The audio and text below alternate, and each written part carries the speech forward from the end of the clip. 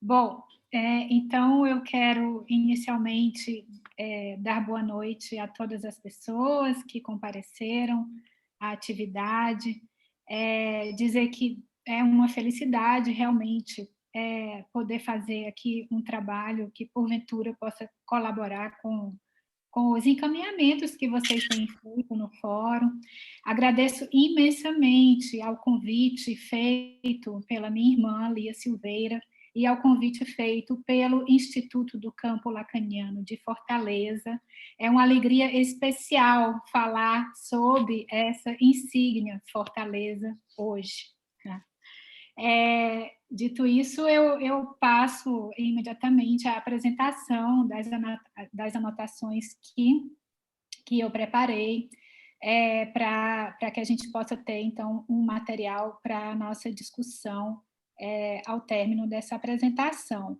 Eu considerei mais ou menos o tempo de 1 hora para fazer essa apresentação, mas quero deixar todos vocês bem à vontade para fazerem intervenções no momento em que considerarem necessário.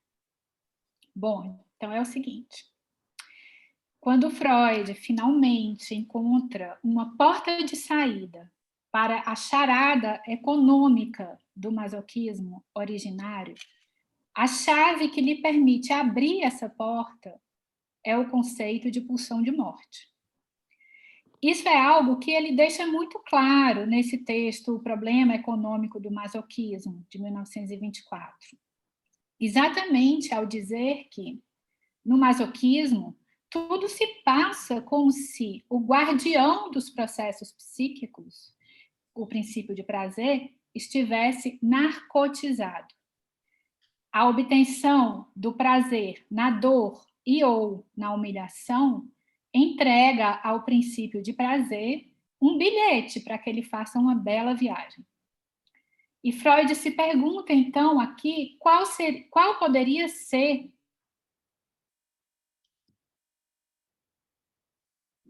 o estado lógico do masoquismo originário. É absolutamente estranho e extremamente significativo que Freud, nesse texto, insira o masoquismo feminino como um dos 3 tipos de masoquismo, entre o erógeno e o moral. Ele diz que o masoquismo, eu cito Freud, se oferece à nossa observação em 3 configurações: como uma contingência da excitação sexual, como a expressão da essência feminina e como uma norma da conduta de vida. Correspondentemente, podemos distinguir um masoquismo originário, um feminino e um moral. Fim da citação. E a pergunta óbvia que surge aqui, a meu ver, é a seguinte: por que não seria suficiente se referir a 2 tipos de masoquismo, o erógeno e o moral? A estranheza, vamos pensar assim, se torna ainda mais aguda por 3 motivos. O primeiro motivo é o seguinte: Freud diz, eu cito novamente, conhecemos esse tipo de masoquismo no homem. E que ele diz também, né, que vai se limitar a esse tipo de expressão do fenômeno por causa do material de que ele dispõe. Ou seja, o material clínico de que Freud dispõe para falar do suposto masoquismo feminino, que ele considera corresponder à essência feminina, é um material que tem origem em pacientes do sexo masculino. Segundo motivo para aquela estranheza dele inserir, né, um masoquismo feminino entre os outros 2, é o fato dele dizer o seguinte, cito novamente: o masoquismo feminino que descrevemos baseia-se inteiramente no masoquismo primário, erógeno, no prazer da dor. Fim da citação. Ou seja, se o masoquismo erógeno responde inteiramente por aquilo que Freud quer chamar aqui de masoquismo feminino, então a leitora tem fortes motivos para se perguntar novamente que tipo de necessidade teórica poderia ainda restar para sustentar o masoquismo feminino como um tipo. Terceiro motivo para aquela estranheza é que, apesar de todos esses evidentes imbróglios, Freud afirma surpreendentemente o seguinte: o masoquismo feminino é o mais acessível à nossa observação, o menos enigmático, e pode ser examinado em todas as suas relações.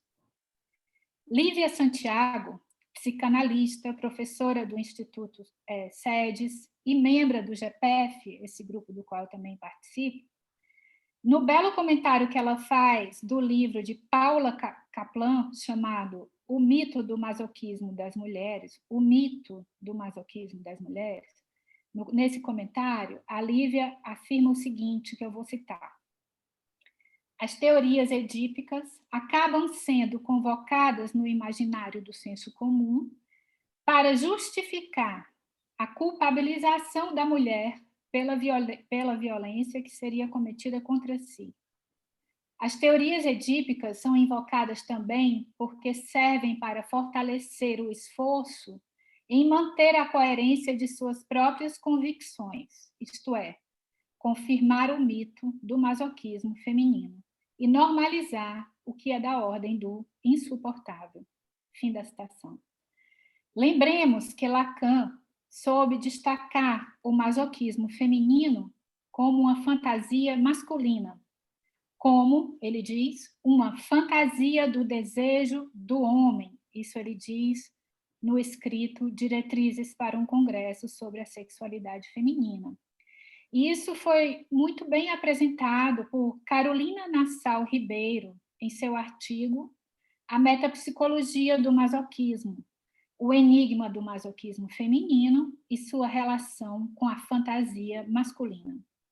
Ora, será que este enigma não residiria de fato na natureza mítica e, portanto, ideológica de um fenômeno que é suposto?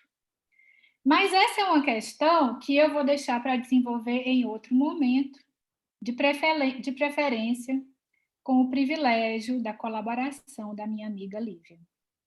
No momento, eu quero voltar ao Estatuto Metapsicológico do Masoquismo Originário, porque entendo que esse é um ponto de maior aproximação com o comentário que eu vou fazer adiante a respeito do filme Phantom Thread. Até 1920, ano da virada para o segundo dualismo, o masoquismo não podia ser originário, porque isso contestaria a vigência do princípio de prazer.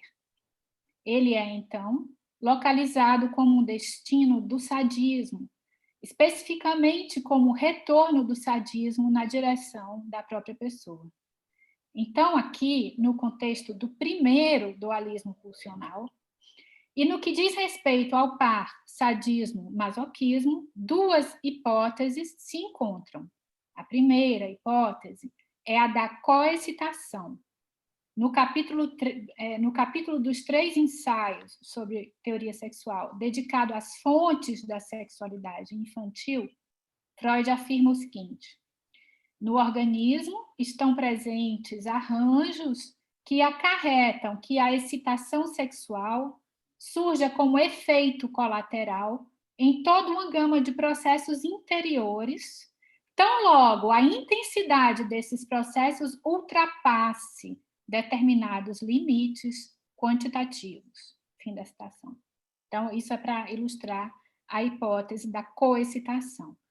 A segunda hipótese, que é apresentada principalmente no texto de 1915, As Pulsões e Seus Destinos, é a de que um dos destinos da pulsão pode ser o seu retorno na direção da própria pessoa, ao lado da reversão no seu contrário, do recalque e da sublimação. A reversão de uma pulsão no seu contrário envolve, por sua vez, duas transformações: mudança da atividade para a passividade, por exemplo, do sadismo para o masoquismo e do voyeurismo para o exibicionismo, e a reversão de seu conteúdo, como a transformação do amor em ódio. O retorno em direção à própria pessoa pode ser visto no fato de que o masoquismo é o sadismo que se redireciona e de que o exibicionismo implica olhar o próprio corpo. Cito Freud, no texto de 1915. A observação analítica não deixa dúvidas quanto ao fato de que o masoquista também frui da fúria contra a sua própria pessoa e de que o exibicionista também frui do próprio desnudamento. O essencial nesse processo é, portanto, a troca do objeto com a invariância da meta. Fim da citação. Bom, tanto na pulsão para a crueldade quanto na pulsão escópica, há uma convergência do retorno em direção à própria pessoa com a mudança da atividade para a passividade. Para se aprofundar na compreensão do sadismo e do masoquismo, Freud propõe que sejam admitidas 3 fases no processo de construção deste par de opostos. E faz isso sob clara influência dos desenvolvimentos recentes sobre o narcisismo, com o texto de 1914, o que marca um certo avanço no tratamento do tema, que é fornecido aqui com relação àquele tratamento que encontrávamos nos 3 ensaios, especialmente em sua primeira versão, de 1905. Então, cito Freud, aqui apenas cito aquelas 3 fases bem conhecidas, né? Em que ele diferencia assim, A, B e C. Então, a fase A. O sadismo consiste em atividade de violência, dominação sobre outra pessoa como objeto. Eu estou citando a versão da editora Autêntica. Fase B. Tal objeto é abandonado e substituído pela própria pessoa. Com o retorno em direção à própria pessoa, também se realiza a transformação da meta ativa da pulsão em uma meta passiva. Fase C, novamente outra pessoa é procurada como objeto, a qual, em decorrência da transformação da meta ocorrida, terá que assumir o papel de sujeito. Fim da citação. No momento B, que é o segundo momento, trata-se da posição reflexiva, ou seja, da autotortura ou da autopunição, e não mais do desejo de torturar presente na primeira fase, que era a fase A. A fase C, a terceira, é o que se constitui como masoquismo, e Freud deduz daí a não existência de um masoquismo primário, ou seja, o masoquismo só se manifestaria como uma transformação do sadismo.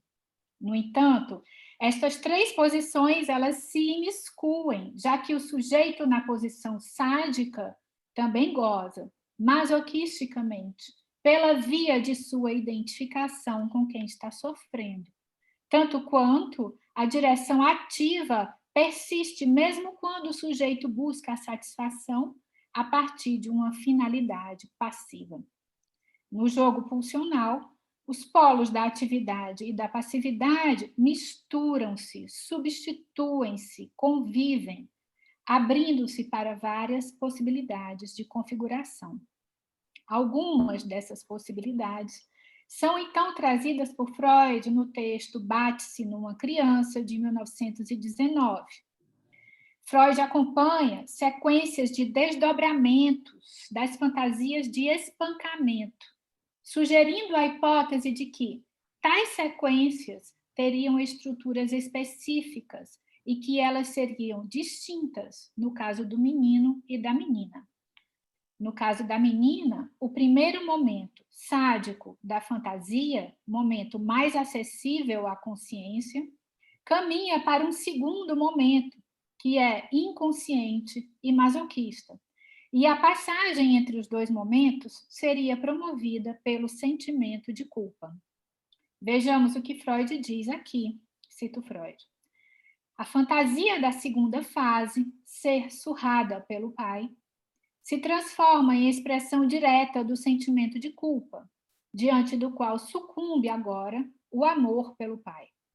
Portanto, a fantasia tornou-se masoquista. Pelo que sei, diz Freud, é sempre assim. O sentimento de culpa é o fator que transforma o sadismo em masoquismo. Assim, Freud reitera a ideia do texto de 1915, afirmando que o masoquismo não parece constituir, eu cito, uma manifestação pulsional primária, mas se origina de uma reversão do sadismo contra a própria pessoa.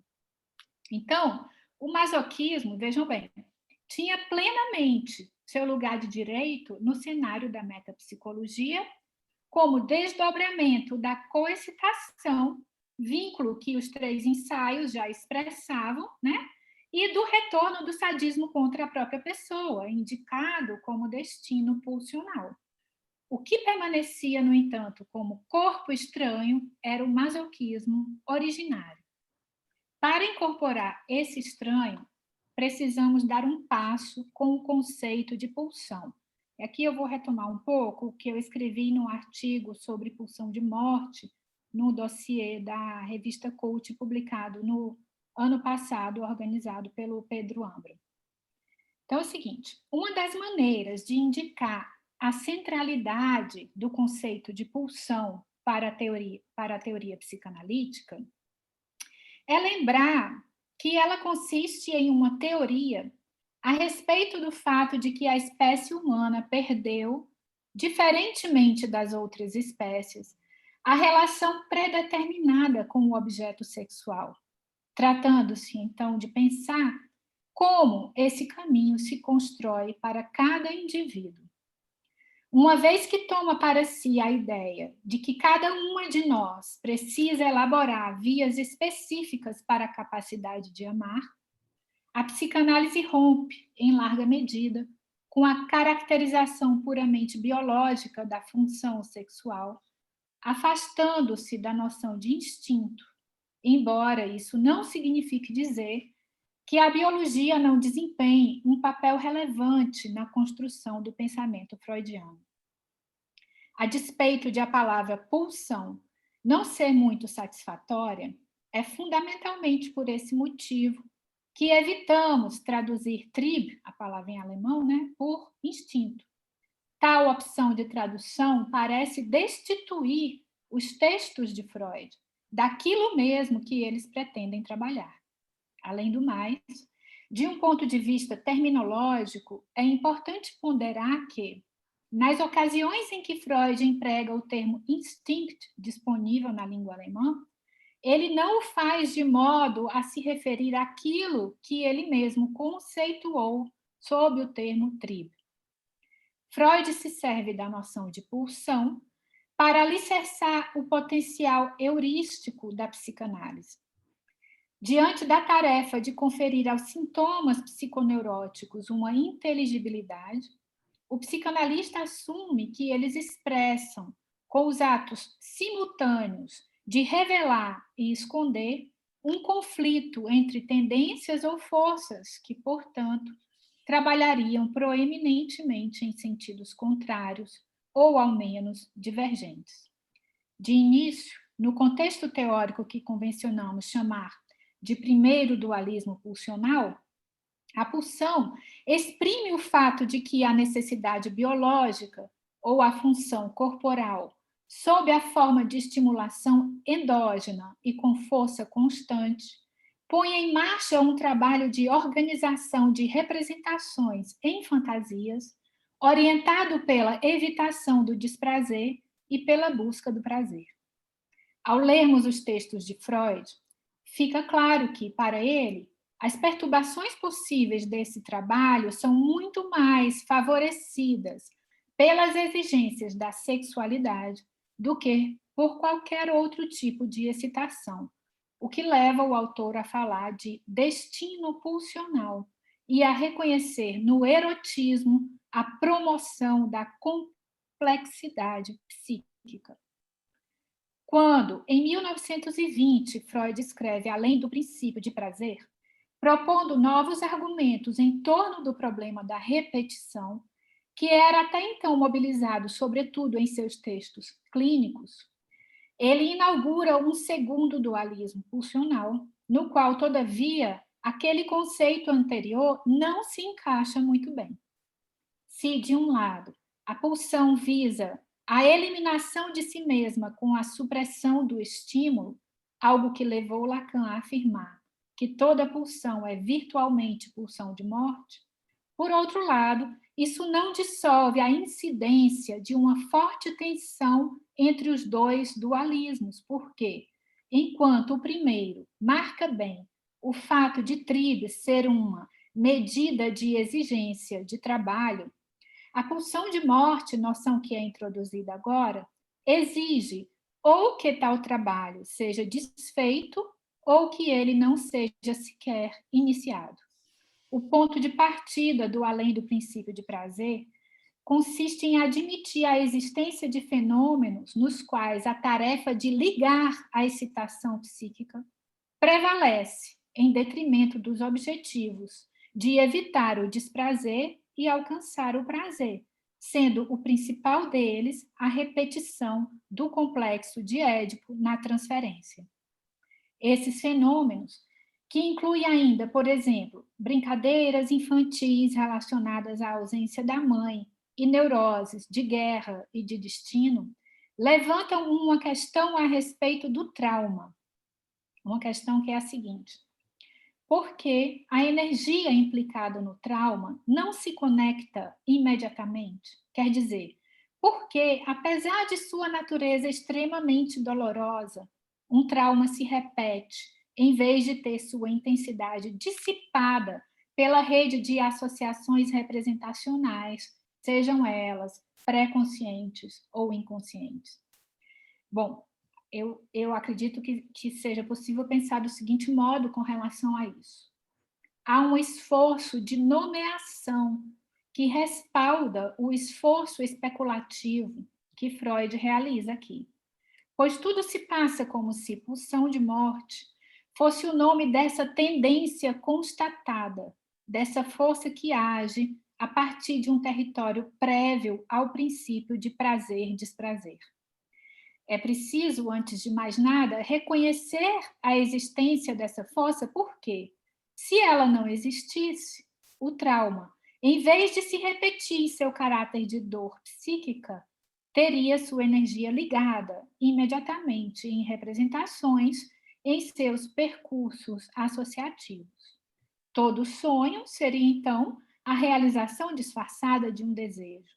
E Freud não teria precisado reconhecer um limite para a tese que ele havia apresentado em 1900, ao fazer nascer a psicanálise. É por esse motivo que ele assume, doravante, quer dizer, de 1920 em diante, um estado em que o aparelho psíquico desconhecia a energia, que agora se expressa repetidamente como condição prévia à sua conexão representacional. Vejam, no segundo parágrafo do capítulo 7 do Além do Princípio de Prazer, Freud afirma que ligar as moções pulsionais corresponde a substituir o processo primário pelo secundário. A repetição ocorre, então, no nível do processo primário. Não pode se referir a algo que fosse anterior ao processo primário, porque a repetição é repetição de representações ou, pelo menos, de traços de memória. A repetição, que é um fenômeno referido ao processo primário, não obedece, no entanto, ao princípio de prazer.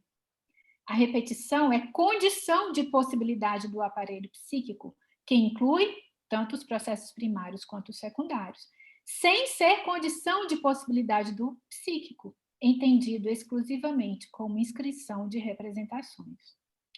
A inscrição de representações pode ser restrita ao processo primário. No entanto, a existência de processo secundário, no qual se tecem as ligações, pressupõe a repetição, pois a repetição antecede a ligação.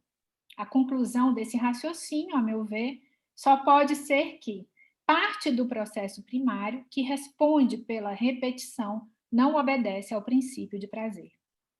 Na obra Mal-Estar na Cultura, de 1930, a pulsão de morte parece ficar demasiadamente atrelada à agressividade.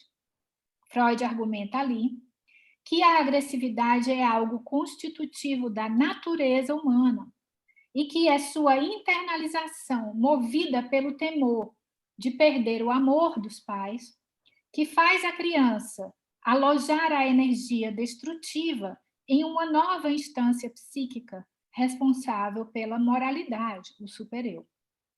No além do princípio de prazer, contudo, isso não acontece. Isto é, não podemos deduzir a força destrutiva a partir da agressividade.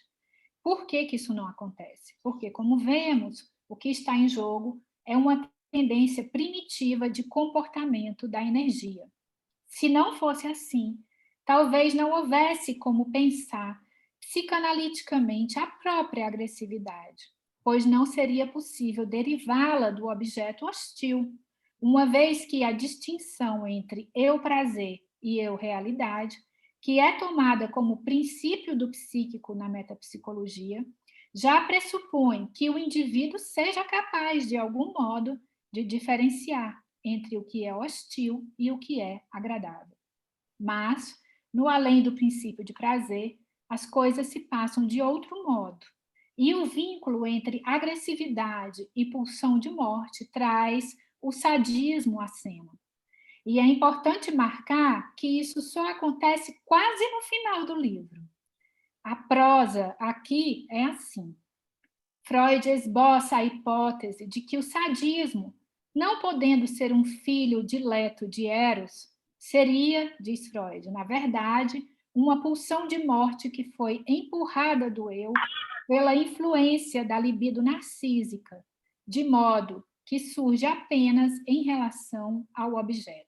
Fim da citação. É assim, ao ser direcionado ao objeto, que o sadismo se põe a serviço da função sexual. O sadismo é expulso do eu, permitindo uma exteriorização da pulsão de morte na erotização do objeto agredido. Ora, mas ocorre que a questão aqui, como em qualquer paisagem metapsicológica, é econômica. E isso sinaliza para o fato de que montantes de pulsão de morte podem não chegar a ser defletidos para o exterior. E isso significa que essa passagem do além do princípio de prazer sobre o sadismo apresenta a exigência teórica do texto, o problema econômico do masoquismo. Na verdade, o próprio além do princípio de prazer expressa essa exigência no trecho que diz assim, cito Freud: o masoquismo, a volta da pulsão contra o próprio eu, seria então, na realidade, um retorno a uma fase anterior dele mesmo, uma regressão. Em um ponto, a descrição que ali, ele está se referindo ao texto As Pulsões e Seus Destinos, se fez do masoquismo, necessitaria de correção, por ser demasiado exclusiva. Aí ele diz uma coisa importante. O masoquismo também pode ser primário, algo que ali pretendi contestar. Fim da citação. Poderíamos dizer que Freud, diante do adulto que quer ser tratado, ele diz assim, como uma criança pequena, desamparada, dependente, mas em especial como uma criança mal comportada, fim da citação.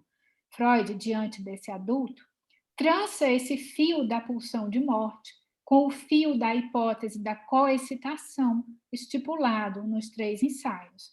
Na construção, ele trança esses 2 fios, né? Na construção do texto O Problema Econômico do Masoquismo, podendo, então, escrever o último parágrafo desse texto, que é assim que eu vou ler. É assim que o masoquismo moral passa a ser a testemunha clássica da existência da fusão pulsional. Sua periculosidade se deve ao fato de derivar da pulsão de morte, de corresponder àquela sua parcela que escapou de ser voltada para fora como pulsão de destruição. Mas, como, por outro lado, ele tem o valor de um componente erótico, a autodestruição da pessoa também não pode se realizar sem uma satisfação libidinal. Fim da citação. Sobre a coexcitação, eu acho que cabe ainda dizer uma coisa breve, acompanhando o comentário de Beno Rosenberg no excelente livro Masoquismo Mortífero e Masoquismo Guardião da Vida, um livro de 1991.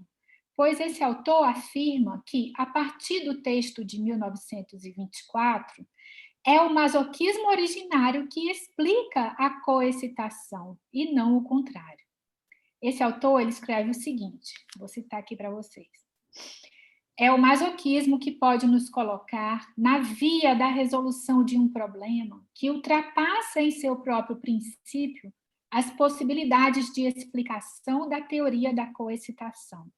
É o fato de um ser humano poder suportar a excitação sexual mesmo antes que a descarga se produza. A coexcitação pode explicar tudo, a erotização de tudo, salvo ela mesma, isto é, a excitação sexual. Fim da citação.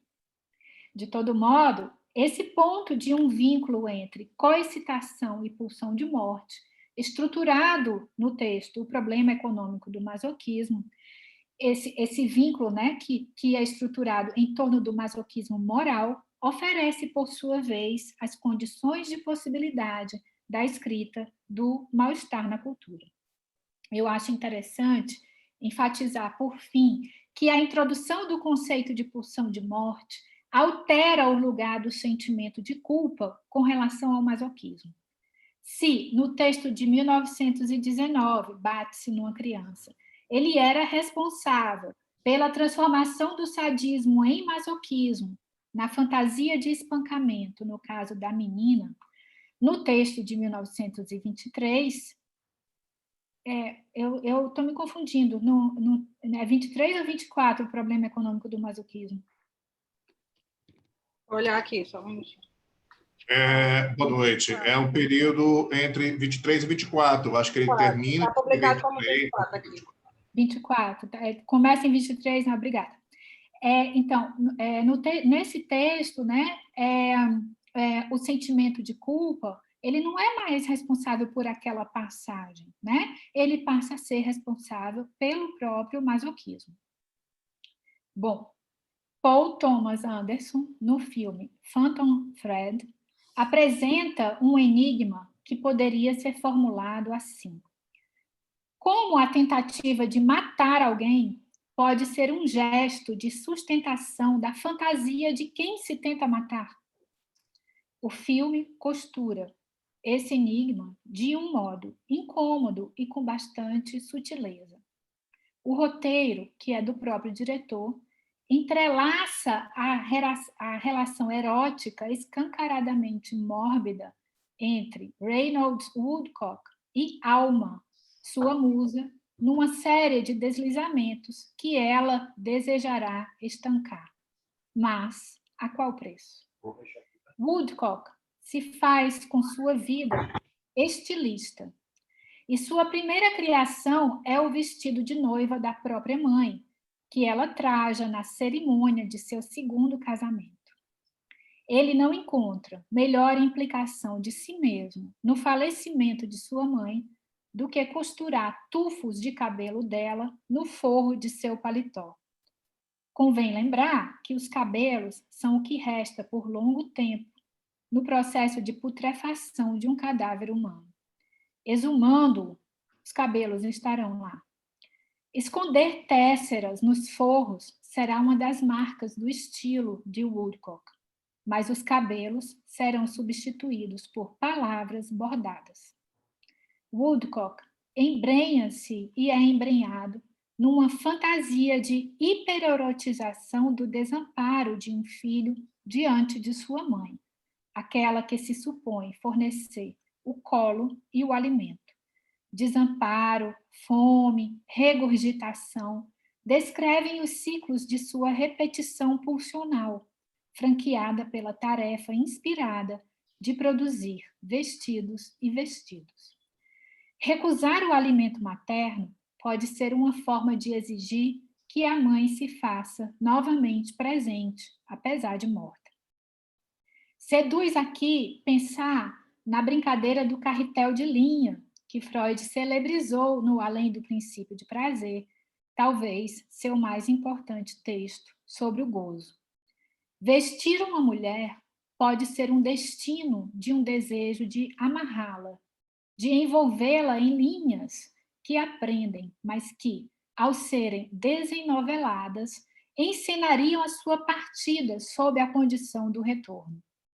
O estilista abre mão do vestido produto ao inseri-lo no circuito das trocas. Ele vende seus vestidos, né? Os vestidos de Woodcock restituem tanto a presença quanto a ausência da mãe. Ele parece buscar, em sua epopeia afetiva, uma mulher que capture sua necessidade de vestir o objeto de amor pela tensão entre doar e morrer. Acontece que a morte em causa deixa de ser a da mãe e passa a ser a dele. Em um de seus momentos de padecimento, ele vê a mãe em seu vestido de noiva e ela não lhe diz nada. Woodcock apaixona-se por mulheres que pode vestir, mas elas insistentemente o frustram no seu desejo de ser apresentado à morte pela mulher amada. Uma morte a ser comida, até que chega Alma, a outra protagonista do filme. E Alma entra no furo como uma agulha. Nele, insere sua própria linha de parca, ao perceber agudamente a ambiguidade do alimento veneno, que seria a única entrada possível naquela fantasia de um homem que, do alto de seu pedestal berço, não faz concessões em suas exigências. Ela entra na fantasia dele. Fantasia dele. Eu te humilho até você chegar no seu limite, até você chegar no ponto de perceber que seu único ato possível de reação à humilhação nesse jogo exasperante para o qual lhe convoquei seria matar-me. Ela aceita o convite. E a resposta dele é a seguinte: é isso mesmo que eu quero, empurrar essa lida com a morte até o limite. Woodcock age como um perfeito canalha, até suscitar na parceira essa anuência abismal. Até o momento de perceber esse jogo, a espectadora, pelo menos foi o meu caso, pode talvez cultivar a impressão de que se trata de um filme sobre um caráter misógino, e apenas isso. A relação entre Woodcock e Alma é do tipo que hoje podemos, enfim, dizer abusiva. Ele está bem confortável, perfeitamente fincado num lugar de poder e prestígio. Ela, nisso, é ninguém. Alma é, sobretudo, a mulher humilhada. Não pode passar manteiga em seu pão do jeito que lhe apraz. Não pode ter suas preferências levadas em consideração quando se trata dos vestidos que serão usados por ela. Move-se demais, faz barulho demais. Distrai Woodcock ao interromper o seu silêncio com o ato de comer. Ocorre que ela encontra algo que fazer com isso, entendendo que a humilhação era parte do erotismo do homem amado e se fazendo querer isso. Ela vai paulatinamente entendendo que, para preservar o desejo dele por ela, teria que ocupar esse lugar de fazer-lhe mal, como resposta às constantes humilhações, lugar de deixá-lo doente e, eventualmente, matá-lo. Ela desvela o gozo dele e, surpreendentemente, ele não recua, como recuaria um neurótico. Alma poderia, é claro, sair da relação. Escolhe. Será que escolhe? Escolhe. Será que escolhe? Ficar. Woodcock, a despeito de suas insígnias, vive um desespero. Sabe, muito lucidamente, de tudo. E expressa seu saber ao dizer que se sente amaldiçoado. Maldição de se apaixonar por mulheres e não conseguir nem bancar cada paixão nem tampouco conduzi-las ao amor. Vai se tornando completamente desinteressado pelas mulheres por quem se apaixonaram. Seu desinteresse é renitentemente marcado pela suspensão do próprio apetite. O estado de desamparo em que ele fica para conseguir preservar a paixão por uma mulher, para dizê-lo novamente, é bem o lugar, em sua fantasia fantasma, do filho ávido por um colo nutriz assassino. O ponto de virada do percurso de Alma é o momento em que ela encontra as duas palavras escondidas num vestido de noiva, uma noiva que não é mais a mãe. Vestido, obra de Woodcock. As palavras são as seguintes: never cursed. De nunca ser amaldiçoado, né? Como se Woodcock estivesse inserindo na vestimenta da noiva o que ele poderia desejar-lhe de melhor, apesar de saber intimamente ser este um desejo fadado ao fracasso. Que ela, a noiva, né, não precisasse carregar uma maldição. Ele penetra palavras na gala da nubente. Alma diz do seu tempo. É após uma certa trajetória que pode finalmente afirmar: enfim, eu entendi.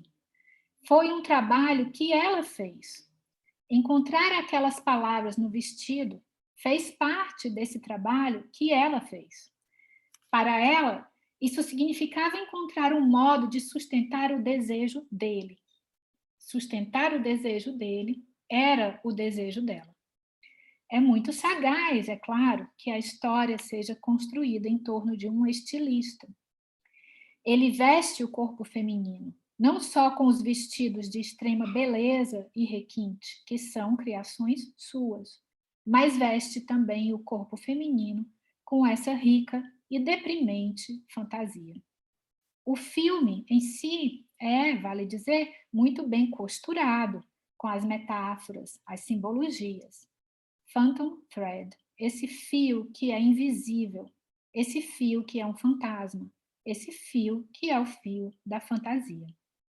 Os fios dos líquidos que a alma serve ao Woodcock, distanciando, né, até não mais poder, de um modo ao mesmo tempo irritante e atraente, a jarra da xícara, por exemplo, ligam a costura com a comida. Isso é bem destacado nas imagens desde o primeiro encontro entre os dois amantes. Anunciam que a costura de alma será outra. Ela antecipa a escrita do bilhete, com cuja entrega aceita o convite de Woodcock para jantar. Ela entrega um bilhete para ele, nesse bilhete está escrito assim: For the hungry boy, my name is Alma. Bom, é muito significativo aqui porque boy, né, vem no lugar de man, e o personagem de Woodcock é um personagem já bem adulto, né, do ponto de vista físico, pelo menos. Faz-se fio da linha, mas também do alimento, e, portanto, do que nutre e mata. A linha da vida e da morte materializa em imagens movimento o arquétipo das parcas. Em cena posterior, outra cena à mesa, Alma agora elegantemente vestida por Woodcock, ele galanteia a moça ao dizer assim: você está linda, está me deixando faminto. Fome, onde se esperaria tesão. A fome voraz que acompanha seu reengajamento no amor. O jogo se complexifica até o final do filme, alcançando um extremo, e só poderia ser sustentado se complexificasse mais, o que seria, é claro, impossível. O desejo que corre nas fantasias é ele de molde a ser satisfeito? Ou a fantasia é encenação utópica de satisfação para que o desejo possa ser reposto insatisfeito? Não é a morte o único além do gozo? Outro momento de virada é quando Woodcock briga com a irmã, essa terceira. Uma de suas funções é encerrar os relacionamentos amorosos do irmão, função de que ele se desincumbe. Ora, que coisa fastidiosa seria investir seu precioso tempo e energia para mandar embora de sua casa uma mulher por quem não se interessa mais. A irmã, Cyril, oferece à moça preterida, em troca da ruptura, o quê? Um vestido, é claro. Na briga com Cyril, Woodcock pergunta-lhe histrionicamente onde foi parar Henrietta. Henrietta é uma mulher que sabia vestir seus vestidos, uma espécie de cliente favorita. Henrietta, bem entendido, não importava nada. Podia ser qualquer uma. Quando a Alma entra nesta cena, a cena da briga entre Woodcock e a irmã, fica claro que ele esbravejava exatamente para seus ouvidos, para que ela pudesse responder à denúncia de que não pertencia àquele lugar, a casa de Woodcock, com o gesto destrutivo, o gesto de um novo envenenamento, que confirma o seu direito de habitar essa casa. Após a cena da briga, Alma serve a Woodcock uma omelete recheada de cogumelos, alguns apenas saborosos, outros saborosos e letais. Ele examina a iguaria, conhece muito bem o risco pelo qual anseia. Alma o quer indefeso, dependente. O que ela diz aqui é: somente eu posso cuidar de você. E, para que eu possa cuidar de você, você deve adoecer, até você ter sua força restabelecida, ou morrer. O desejo é uma roleta russa. Com isso, ela faz entrar sua exigência, que é então uma exigência de exclusividade. Alma se responsabiliza por seu próprio gozo, mas se o gozo dessa mulher é atravessado de forma acachapante pela condição social do patriarcado, qual a medida do espaço que ainda resta para que essa responsabilização possa ser assumida, vislumbrada ou sequer cogitada? O gozo não é sem atravessamento do laço social. Woodcock vomita e sorri, e depois sente fome, sinal de que sai da convalescência. Com a erogeneização do trato digestivo, ele repõe em marcha o circuito de desejo e angústia. Mas, quando um perverso, ou quase perverso, e eu digo quase porque dificilmente um perverso se identificaria com o lugar do amaldiçoado, enfim, quando um perverso encontra sua fantasia reconhecida, como poderá preservá-la? O inferno do perverso é o reconhecimento, pois não é condição de fruição da cena a recusa de sua vítima. Woodcock quer desprezar a alma, para que ela possa responder ao desprezo com o gesto destrutivo. Na medida em que ele passa a saber que ela aceita o desprezo, porque isso faz parte de um jogo que resulta no enodamento do desejo dos dois, como isso ainda poderia funcionar? Como poderia continuar a ter o efeito de envolvimento erótico dos parceiros? A explicitação da fantasia vai tão longe que acaba por se tornar possível perguntar se essa explicitação limítrofe no filme, né, exaustiva mesmo, não é já a própria dissolução das condições de possibilidade, de operatividade dessa fantasia. O filme, de fato, não poderia continuar. E isso em um sentido forte, porque, lógico, o sentido de um arremate ou de uma bainha, e, ao mesmo tempo, o sentido de uma suspensão. Por isso, o roteiro sabe se encerrar com um corte exato, depois do qual a continuidade dos ditos escassos na dança do eu sei que você sabe que eu sei que você sabe, passa a se tornar inviável. Era isso, então, que eu tinha preparado para apresentar para vocês. Muito obrigada por ouvirem. Eu pedi para a gente ligar os microfones para aplaudir aí esse texto.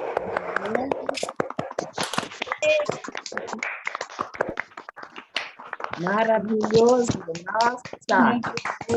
Maravilhoso, maravilhoso Perfeito. mesmo. Acredito que vocês estão cheios de vontade de conversar, eu também, então eu vou tentar ser rápida. Primeiro, mais uma vez, agradecer a Léa. Acho que fica claro aí a leitura precisa e rigorosa, né, que ela tem desse encadeamento dos textos, da evolução, a gente pode chamar assim, do pensamento freudiano. Isso é uma coisa que eu admiro demais no trabalho da Léa, até porque a gente faz um tempo já que percebe essa diferença, né, que a gente pode vivenciar da aproximação dos textos, como é diferente o modo como eu me aproximo e o modo como ela se aproxima, pelo método mesmo, né? Eu não tenho uma leitura filosófica, conceitual dentro da psicanálise, minha aproximação vem pela clínica, então eu sempre ganho muito quando a Léa me passa essa construção histórico-conceitual, né, tão bem amarrada que ela busca aí nos textos. Então, isso já é, em si, uma grande contribuição para o nosso estudo, que a gente vai dar continuidade nesse seminário, né, para quem chegou depois, essa atividade se insere no meio de uma outra que já vem acontecendo e que vai continuar. Bom, a pergunta que eu coloquei para a Léa, que é o que eu gostaria de te ouvir falar sobre isso, e que ficou para mim na leitura desse texto, foi exatamente com relação a essa ideia da coexcitação, né? Em que o Freud traz que no masoquismo originário, tanto a dor como o prazer seriam utilizados a serviço da pulsão sexual. E isso ficou como um enigma para mim, né? Assim, como que nesse entendendo o masoquismo originário, então, como um momento do funcionamento das pulsões parciais, né? Que o Freud vai dizer assim, não há um eu desde o início, mas as pulsões parciais estão lá desde o início, né? Então, eu estou pensando aqui, se eu estiver errado, você me diz, esse masoquismo originário, nesse ponto aí onde as pulsões parciais funcionam de modo acéfalo, como Lacan vai dizer, né? Assim, não tem um eu ainda que se coloque aí, né? Léo, minha pergunta vai ser no sentido de te pedir se tu pode falar um pouco mais sobre isso, porque continua, eu acho que tem coisa que a gente demora muito para conseguir elaborar. Para mim, continua enigmático, porque eu vi que você tomou a tese aí desse autor, Masoquismo Mortífero, Masoquismo Guardião da Vida, em que ele vai dizer que é do sentimento de culpa que ele fala, que ele inverte a tese de Freud, né? Seria isso? De que é a existência do masoquismo que faz com que a pulsão sexual se alimente da excitação vinda da dor, é isso? Então, esse problema, ele é realmente imenso. É claro que eu não vou dar exatamente uma resposta, né? Mas eu achei, irmã, especialmente brilhante a tese do Beno Rosenberg, porque ele dá respostas para uma série de coisas, para uma série de problemas que são construídos a partir dos textos freudianos, né? Mas muitas vezes essas respostas são mais difíceis da gente encontrar lá. Só que ele constrói essas respostas sempre com o próprio texto do Freud, com o próprio texto do Freud. Então, ele inverte, e ele tem muitos argumentos muito bons para fazer essa inversão, né? Então, ele considera que o problema econômico do masoquismo responde, inclusive, a isso, porque cargas d'água, né? Que esse aumento de excitação qualquer, né? Inclusive no caso da dor, poderia ser experimentado, como muito frequentemente como alguma coisa da ordem do erotismo, né? Então, ele inverte isso considerando que considerando que deve existir, inclusive, uma capacidade do sujeito, ou disso que vai vir a se tornar sujeito, de suportar a própria excitação sexual. Então, ele inverte completamente o problema. Antes de ser enigmático essa questão de suportar a dor como prazer, né? Ele inverte inteiramente, porque ele coloca a questão assim: como suportar a excitação sexual sendo ela dolorosa, sendo ela traumática, né? Então, em torno disso, eu destaquei apenas um ponto do livro, eu recomendo muitíssimo a leitura desse livro. Em torno disso, ele vai, inclusive, tem a ver com outra coisa que tu falou agora há pouco, ele vai, inclusive, tentar relocalizar relocalização que Freud não fez, mas que ele pretende fazer usando os termos e os problemas que Freud colocou, relocalizar o masoquismo como necessário na própria constituição do aparelho psíquico e, portanto, do sujeito.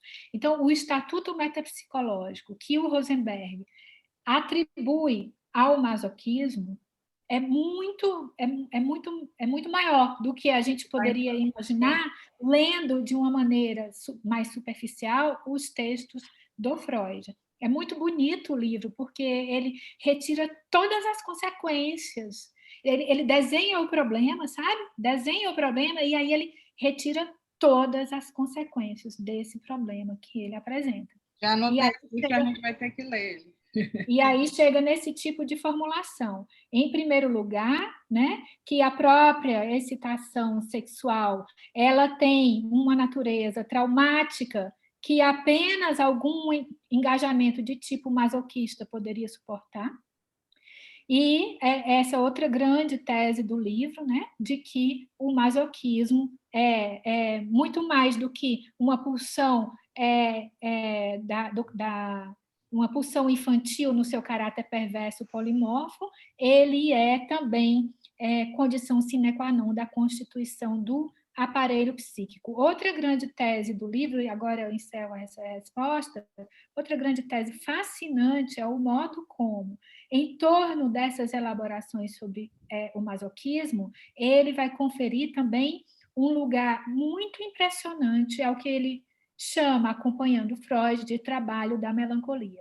E aí ele tem teses lindíssimas sobre o que seria o trabalho da melancolia a partir de um envolvimento da melancolia com o masoquismo no trabalho psicanalítico, no trabalho de uma cura, no trabalho de um tratamento. É isso que eu ia te perguntar, ele parte de uma elaboração clínica? Sim, o tempo todo, sim. Ele é psicanalista, mas é o tratamento rente com os textos do Freud. Eu anotei aqui para ler, tem uma coisa só que, assim, tem alguns pontos que me causam questão, por exemplo, essa coisa de que a excitação só poderia ser sustentada a partir de uma posição masoquista. Isso é uma questão que me fica, porque, assim, pelo que a gente está trabalhando sobre a experiência do final de análise, se trata exatamente de uma convocação a uma outra posição que não seria masoquista na experiência com a pulsão, né? Então, eu não sei se ele diria pulsão, desculpa, eu não sei se ele diria posição masoquista, né? Acho que ele tem muito cuidado em diferenciar essas coisas, né? O que seria um momento masoquista, o que seria uma estrutura melancólica, ele diferencia tudo isso. Então, mas eu falo assim, que nos relatos de final de análise que a gente tem acesso essa é uma condição muito preciosa para a gente na escola do campo lacaniano, que são as experiências do passe, né? E esses relatos, o que eles produzem para a gente é que é possível a construção de uma outra relação com a pulsão que não seja a partir dessa posição masoquista. Sim, bom, então, exatamente. Mas ele tem isso no horizonte também, com certeza. Tá. Bom, então tem uns pontos aqui que eu fui tomando. Não vou entrar muito nessa coisa do masoquismo feminino, porque isso aí a gente já tem ciência da nossa divergência de leitura em relação a isso, mas talvez apareça aqui em outros pontos. O que eu me detive mais foi no que você colocou a partir do masoquismo originário mesmo, que é o que interessa aqui na minha questão. O que eu podia pontuar mais? Achei excelente a leitura que tu fez aí para a gente. Nós tínhamos lido esse texto, debatido, o Sérgio Wagner, que está aqui, tinha apresentado esse texto para a gente no nosso último encontro, e eu disse, a gente vai ler de novo e vai ouvir novamente, porque coisas vão se decantando, né? Acredito que quem está acompanhando desde o nosso encontro anterior vai sentir isso também. Eu acho que eu sinto só uma falta, Leia, de uma distinção que eu encontro numa das autoras que a gente trabalhou, que é assim, de que há uma diferença entre a montagem pulsional e a montagem da fantasia. A montagem pulsional, ela vai dizer que é pré-subjetiva, enquanto que a montagem da fantasia, ela é subjetiva. A montagem da fantasia já implica um sujeito que aliás, o ponto que o Lacan vai dizer no seminário 11, o ponto onde surge o sujeito é exatamente o ponto do fechamento do circuito pulsional, onde o sujeito já se constitui como outro. Ele não se constitui como sujeito agente, ele se constitui localizando primeiramente a posição do outro, diante de quem ele vai se colocar como objeto. Então, eu acho que isso aí implica num funcionamento diferente do que o da montagem pulsional pré-subjetiva, que eu acho que está em jogo no masoquismo original. Então, isso, para mim, responde à questão do que, por que Freud vai ter que recorrer à ideia do masoquismo feminino. Então, vou acabar tendo que entrar na coisa que eu disse que não ia entrar. Porque, primeiro, assim, que eu acho que ele não fala de uma fantasia da menina, eu acho que ele fala de uma fantasia do neurótico. E, realmente, como Lacan diz, é um mito. Um mito, a fantasia da mulher, né, na posição masoquista, é um mito, mas não um mito que concerne somente ao homem, no sentido de posição social, gênero, né? Mas um mito que concerne ao neurótico. Porque na construção psíquica do neurótico, o lugar reservado ao feminino é um lugar destituído, né? Mas isso é uma consequência da neurose, não da posição freudiana sobre a mulher, vamos dizer assim. O neurótico toma por base esse masoquismo originário, mas para construir alguma coisa de uma fantasia, que aí eu fiquei pensando aqui, se com Lacan a gente poderia dizer que essa questão da repetição, né, ela não estaria só relacionada a uma recusa a se inserir no princípio do prazer, né, para tentar reescrever alguma coisa, mas também no sentido da recuperação desse mais de gozar que o Lacan vai colocar. Então, essa posição construída na fantasia, onde o sujeito vai se colocar no que Freud chama lá de uma posição masoquista feminina, tem a ver com se fazer de objeto para esse outro. Né? E esse se fazer tem toda uma atividade colocada aí. Porque é por essa via de se fazer que ele vem a se colocar no lugar de preencher o lugar do objeto perdido. Ele vai chamar de objeto abandonado, né? Nas 3 fases do circuito aí que você releu, mas, no outro lugar, Freud vai dizer, não existe abandonar uma coisa, uma satisfação que já foi experimentada. O sujeito é obrigado a fazer essa reversão contra a própria pessoa porque o objeto é efetivamente perdido. E é nesse se deparar com... porque você disse assim, por que o trauma não simplesmente caminha para uma ligação com as representações? Né? Porque, para Freud, essas representações estão recalcadas, mas para Lacan é mais radical do que isso, é que o trauma convoca o sujeito a se deparar com um ponto onde nem do lado dele, nem do lado do outro, se encontra a representação que venha a preencher isso. E aí a astúcia da fantasia neurótica é ele mesmo vir a se fazer de objeto para o outro, para, com isso, fazer existir o objeto que falta. E isso é astúcia tanto do homem como da mulher, não é uma questão de gênero. Inclusive, o texto de Freud, Bate-se numa Criança, ele trabalha, acho que são 5 casos masculinos e 3 femininos, ou é o contrário, é o inverso, né? 5 femininos e 3 masculinos.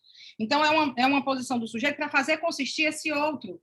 O que está em jogo nessa fantasia, né? No final do seminário da lógica do fantasma, ele vai dizer assim, o que está em jogo na cena da fantasia é esse olhar que paira olhando a cena. Né? É esse olhar que viria a completar o lugar da falta. E esse lugar exige a presença desse outro como consistente. Né? Então, Lacan vai até falar do chicote na mão de quem bate como sendo o substituto desse objeto para que esse outro surja como potente. Essa sendo toda a questão do neurótico. Né? Fazer consistir um outro que é potente para que ele, se colocando na posição de vítima desse outro, goze desse lugar. Então, esse masoquismo que está em jogo na fantasia é realmente um mito. Ele poderia, vamos dizer, ele poderia até nem existir, mas ele existe por obra da fantasia do neurótico e precisa disso para gozar. Né? Então, esse era um ponto que eu queria destacar. E com relação ao filme, eu achei 2 coisas de sacada. Eu posso só comentar isso antes de... Porque senão eu vou esquecer tanto. Eu não quero que fique muito nós 2 aqui num bate-bola e não passar para as outras pessoas. Pois de fato. Tá, então vai. eu vou só concluir. Duas coisas, duas sacadas. Mas está ótimo, deixa ela responder essa primeiro. Tá bom. Está ótimo, a pergunta foi ótima. Não? Pode Não ser. está bate-bola só entre vocês, não. Nós estamos participando aqui, escutando. Tá Está certo. ótimo. Eu vou confiar na Zilda, que a Zilda tem uma escuta boa. Então, vou deixar... Então, não está sendo chato. Vamos lá. Então, diz. Não, só vou observar pouquíssimas coisas. É claro que a gente não vai desenvolver outros episódios da nossa longa odisseia, né? A respeito da interlocução entre feminismo e psicanálise aqui. Mas, assim, tu tem toda a razão de dizer que sente falta dessa distinção entre a montagem pulsional e a montagem da fantasia por um motivo muito simples. Eu não abordei isso, né? Não foi o meu recorte. Eu não me pretendia falar sobre isso. Mas isso está em jogo, tu tem razão de observar isso, porque isso está em jogo, né? É na fantasia que esse lugar de um sujeito, né, correlato, contemporâneo, né, devedor, um lugar de um sujeito que se instaura ao mesmo tempo que um lugar de um outro, né, é já um outro passo em relação a esse mosaico pulsional, né, da perversão polimorfa. Entendo que tu está falando nesse sentido. Com relação ao mito do masoquismo feminino, né, sim, eu concordo com, acho que quase tudo que tu falou agora, e acontece o seguinte, uma coisa que no entanto, salta aos olhos, é o fato de que isso não é colocado assim no texto, nem se destaca assim no texto, a não ser indiretamente. O que eu quero dizer? Bom, o masoquismo erógeno não é considerado um mito, né? O masoquismo moral não é considerado um mito. O masoquismo feminino é considerado um mito. E, no entanto, eles aparecem os três em filinha ali, listados, né, sem nenhuma problematização.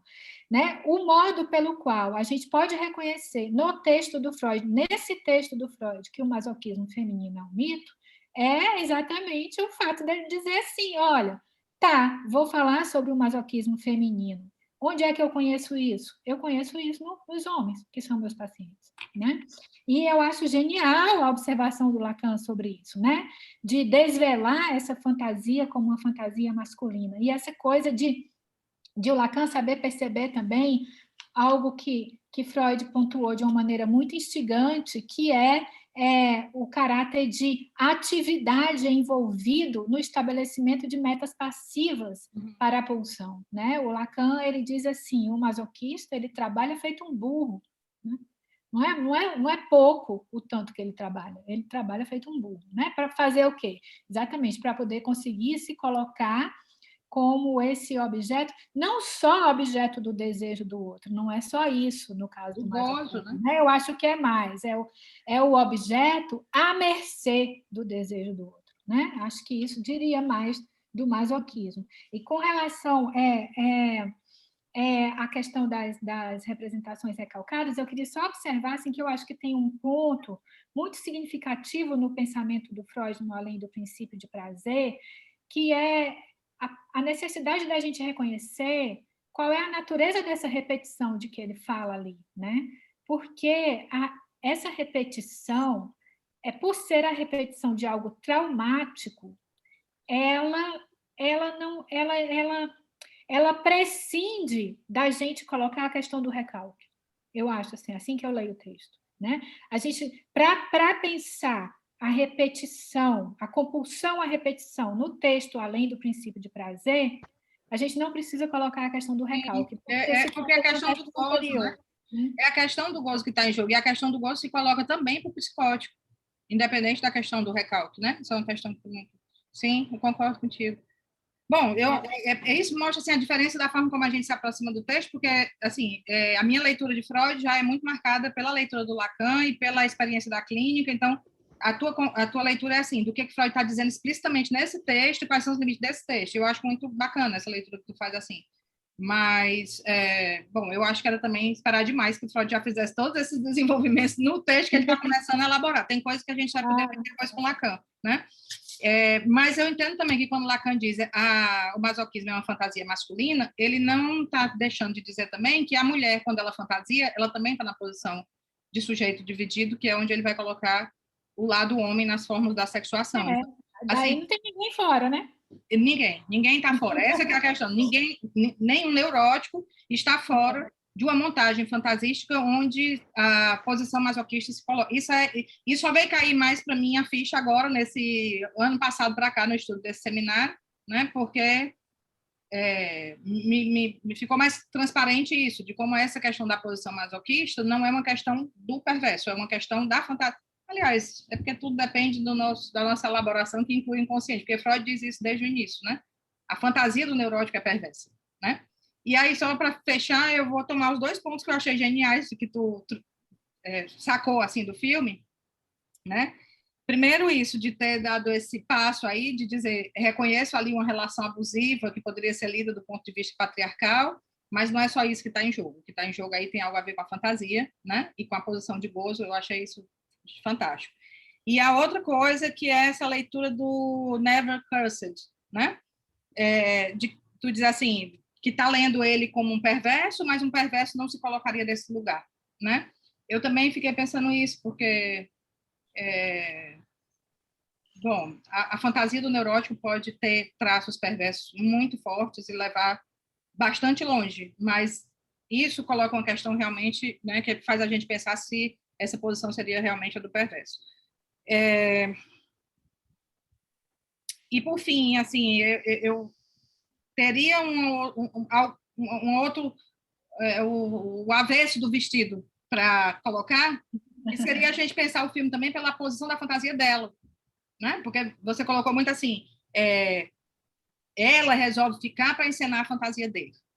Mas a gente sabe que o desejo só é suscitado pelo desejo do outro quando alguma coisa do próprio desejo comparece ali também, né? Ninguém permanece numa situação investindo tanto libidinalmente nela que não cause também o seu desejo. E como o desejo é apoiado na fantasia, algo da fantasia da alma se esboça aí, né? E quando você pergunta assim, ela escolhe ficar, será que escolhe?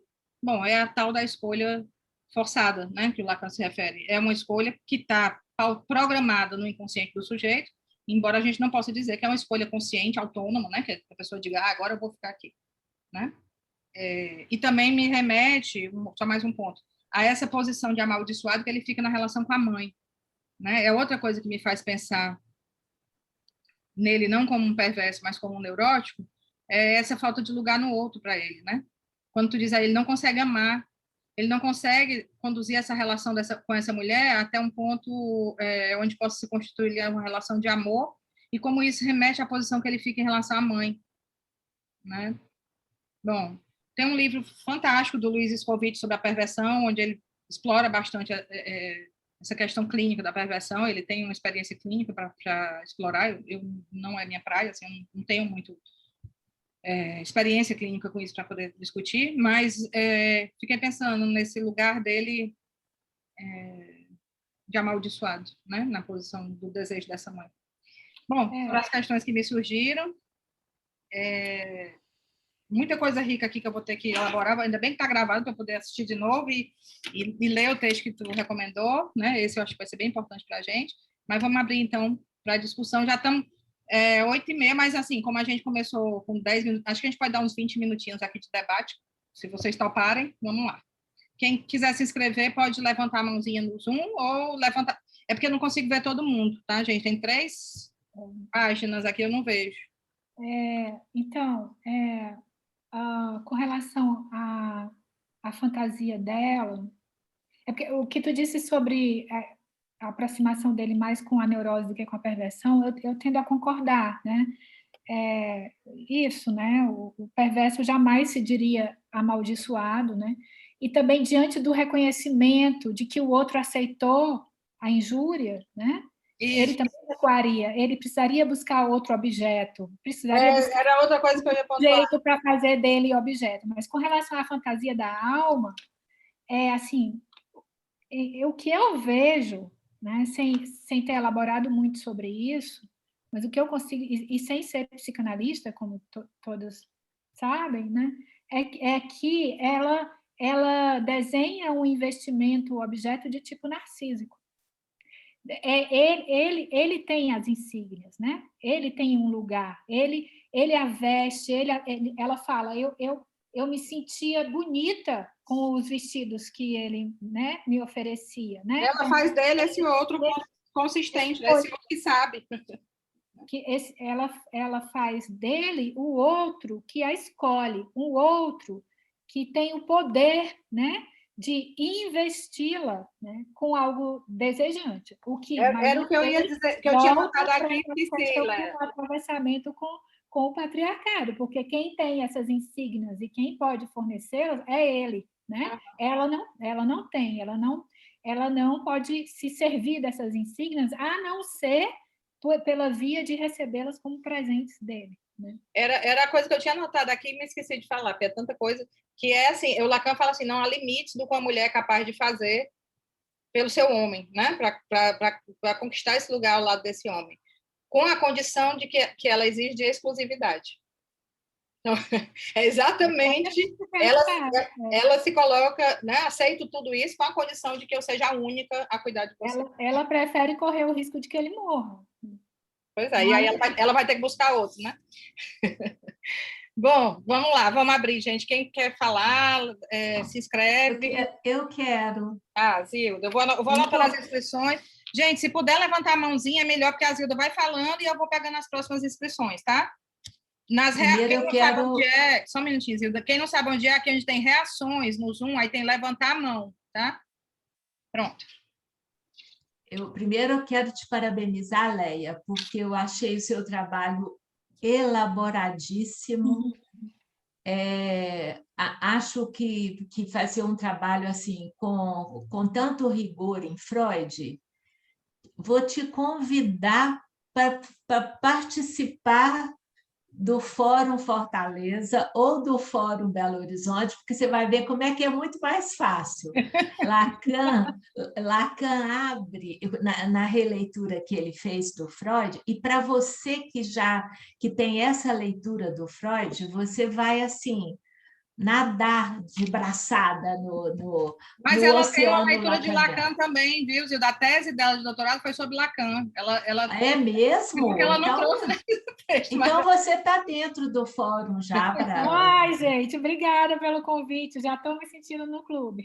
Então, porque eu acho que o conceito que o Lacan introduz de gozo responde muito dessas questões, né? O gozo feminino e o outro, o gozo fálico e o outro gozo, ele vai trazer umas questões aí, porque ele concerne a cada sujeito, né? Assim, a entrada do sujeito na linguagem, a falta já está posta, uma falta que o constitui, e que para ele lidar com ela, o Lacan tem uma expressão interessante que ele fala assim, que quando ela chega ao saber, ela chega como um pedaço do corpo, como uma falta fálica.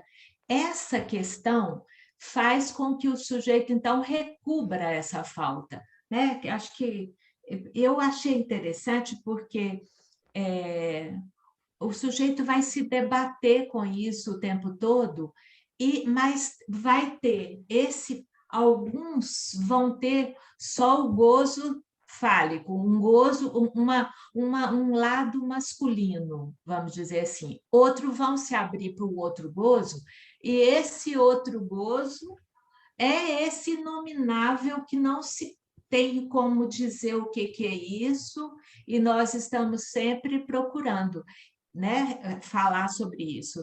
Homens e mulheres têm medo disso. Não é à toa que o Lacan vai falar que eles são parentes da morte, né, que o outro gozo vai aparentar a morte.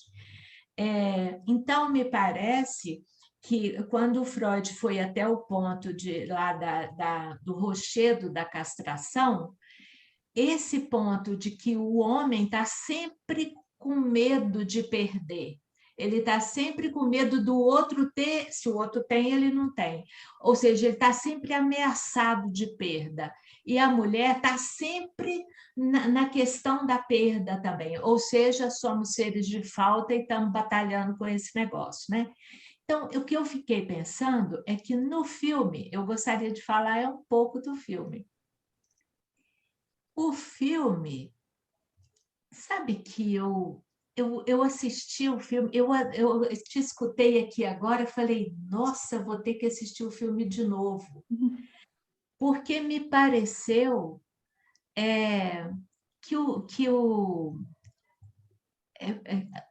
aquele homem, ele está tão ligado à mãe, aquela coisa ligada ali, a mãe, a irmã, assim, a mãe morreu, mas a mãe está presente.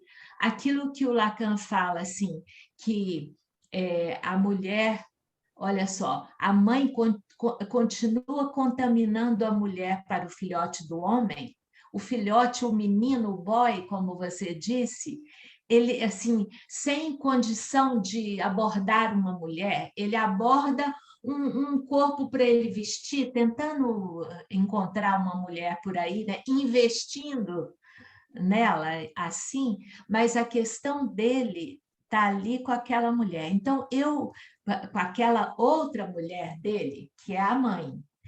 Então, eu assisti o filme muito mais vendo a fantasia dela do que dele. Então, eu vi ela entrando na vida daquele homem e sustentando o desejo dela de tirá-lo daquela obsessão dele. Foi assim, eu vou ter que assistir de novo, porque eu pensei, gente, como? Olha só, eu entendi, e aí aquela coisa que ela entrou ali da fantasia dele, eu cheguei a pensar ao final do filme que haveria ali aquilo que primeiro, uma coisa que o Lacan fala também, que a mulher ela quer um pai morto ou um amante castrado. Né? Então, assim, precisava de tirá-lo daquilo. E o esforço dela de topar entrar naquela fantasia foi para chegar à falta dele. Com aquilo, eu entendi que com aquela análise que ele pôde fazer minúscula, mas enfrentar aquela fantasia dele e poder ter aquela imagem lá da mãe com quem ele conversa, porque a mãe ele tem um encontro com a mãe e depois ele tem um encontro com a mulher. Fica mais fácil para ele depois do momento que a mãe aparece para ele.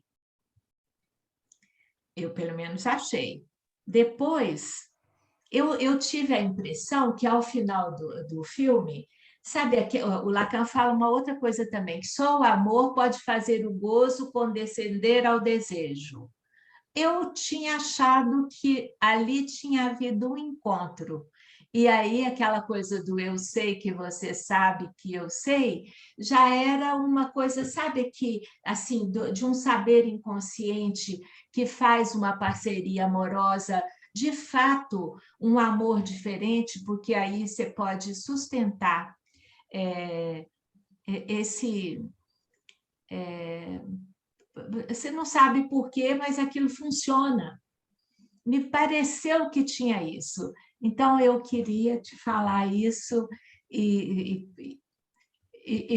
quero saber o que você acha, porque o que você pensa disso? Porque eu achei que os dois ali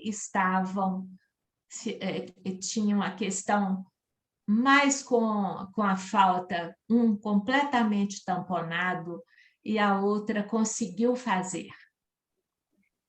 Deixa eu ver o que eu consigo dizer. Acho que eu compliquei, não sei se consegui nem falar direito o que eu queria. Muito obrigada pelo seu comentário tão interessante. Obrigada pelo convite, que eu já aceitei. Que ótimo. Não me desconvidem pelas coisas que eu posso, porventura, falar sobre o gozo feminino, o gozo fálico. Olha, mas isso é maravilhoso. Então, Vamos, porque a gente vai na transmissão, é assim, evocando algo e convocando e e provocando, tudo é muito isso. interessante o seu comentário. Eu acho, Zilda, em primeiro lugar, assim, eu acho de uma potência, usar essa palavra, de uma potência enorme o conceito lacaniano de gozo, né? É o modo como ele soube fazer operar na teoria essa ideia freudiana, né, de uma satisfação inconsciente com o sintoma, né, e situar isso no lugar da substância, né, porque para o Lacan é isso, o gozo é a única substância possível na psicanálise, né, aquilo que subsiste, né? E para mim isso levanta uma série de questões interessantíssimas que, claro, não vou desenvolver aqui, mas só para marcar isso, né? A gente tem aí um conceito extremamente interessante que é trazido pelo Lacan. Porém, quando ele vai para a distinção entre gozo fálico e gozo outro, ou gozo a mais, né? E aí, enfim, ali, sabe, a gente tem uma discussão infinita sobre isso, e também não quero transformar esse momento aqui de conversa em mais uma discussão infinita sobre isso, mas, a meu ver, apesar dele conseguir identificar modos, né, quer dizer, apesar dele conseguir identificar posições distintas, né, o modo como ele situa essas posições é devedor de uma certa forma de pensar que restitui premissas do patriarcado. Bom, aí é uma reflexão minha que eu posso argumentar, né, sobre a qual eu escrevi e da qual, claro, vocês podem discordar. Que, de todo modo, a premissa não explicitada por trás, né, disso tudo é a premissa de uma equivalência entre masculinidade e cultura. Agora, por outro lado, eu acho que esse ponto de vista que a Lia sempre traz, de dizer assim, olha, mas a perspectiva é a da fantasia neurótica, a perspectiva é da fantasia neurótica, isso é muito elucidativo, né? Porque se é a perspectiva da fantasia neurótica, então a gente tem essa neurose localizada no tempo e no espaço, e a gente consegue ler, né, isso que Lacan propõe a respeito das fórmulas da sexuação de um outro modo, a meu ver, de um modo mais interessante. E com relação à fantasia dela, a fantasia dele no filme, Zilda, eu pensei assim, como que eu leio o filme, né? Eu leio do seguinte modo, dizendo, bom, o modo como eu leio já ficou claro pelo que eu falei, mas só dizendo um pouco a mais, né? O filme, ele põe em cena a fantasia dele, né? A fantasia dele, ela é colocada em cena, a gente sabe da fantasia dele. Os sinais vão sendo apresentados, né? Pela questão da alimentação e a relação entre a alimentação e a produção de vestidos. Os sinais são assim, ele se desinteressa da última namorada dele, né? E ele começa a parar de comer, né? Ele perde o apetite. Né? E aí ele pede à irmã dele que mande essa mulher embora da casa dele, oferece em troca um vestido. E aí o que ele faz? Ele pega o carro dele e vai para um restaurante e pede um breakfast daquele enorme, né? Uma lista enorme de como era possível comer tudo aquilo. Né? Por quê? Porque ele olhou para a alma e se interessou por aquela mulher e viu o investimento erótico dele ali. Né? E para ele isso significava poder sentir fome, poder voltar a comer. Então, o que eu vejo é que o filme apresenta a fantasia dele e ela, num primeiro momento, ela poderia ser mais uma naquela série de mulheres que ele manda embora com vestido. Né? Uhum. O que acontece? Ela encontra um jeito, ela encontra um furo nessa fantasia. Por quê? Porque ela reconhece, porque ela desvela o gozo dele. Porque ela percebe o seguinte, o que ele quer, então, é que eu o adoeça.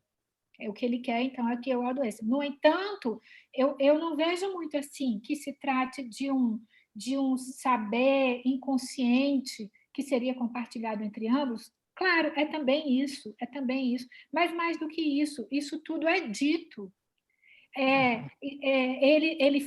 No momento em que ele no momento em que ele come a omelete envenenada, ele diz assim para ela: minha garota, me beije antes que eu fique doente.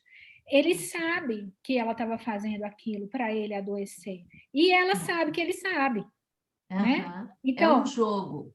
só um que jogo amoroso. qual é o próximo passo do jogo? A gente sabe muito bem qual é o próximo passo. O próximo passo, inevitavelmente, é ele voltar a desprezá-la e humilhá-la.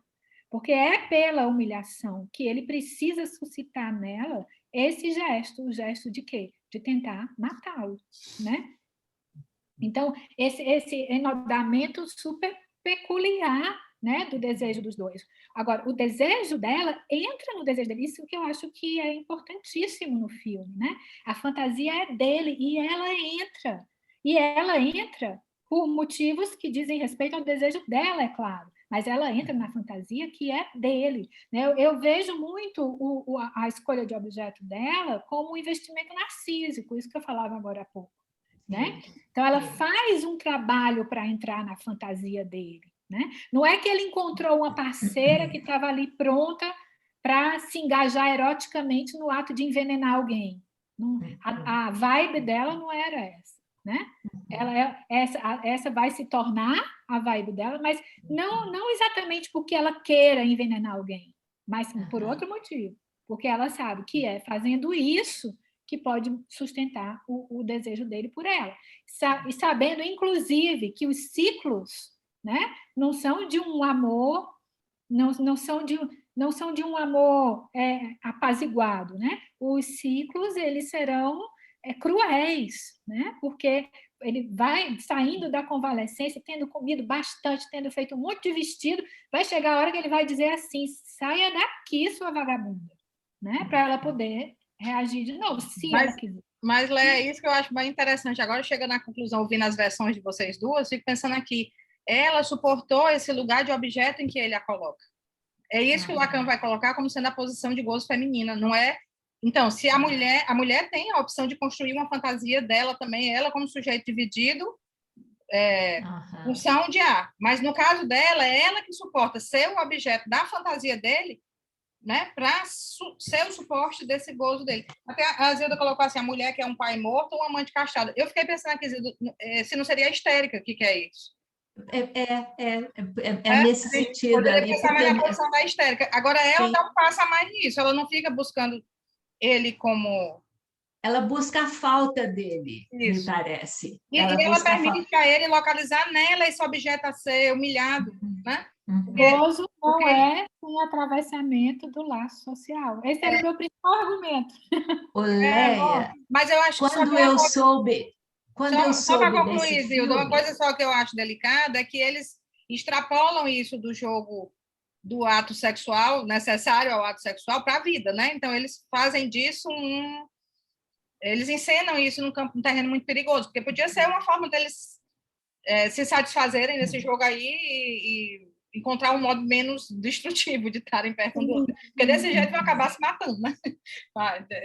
Só para...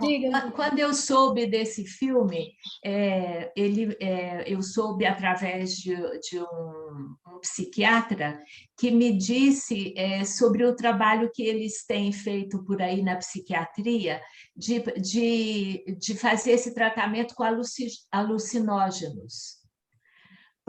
Você sabe disso? Parece que esse filme foi construído dentro desse escopo e que então eu não o assisti pensando que ela estava matando ele.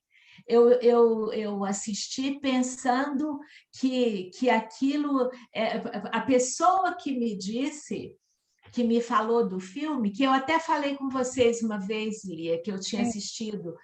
Ela me disse isso, que o filme tinha sido...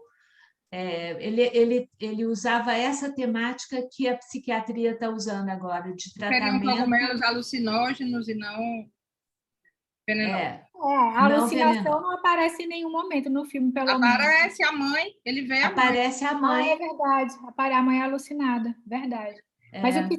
Mas, de todo modo, o adoecimento dele, né? Onde aquilo que a alma acolhe do efeito dos cogumelos é o adoecimento dele.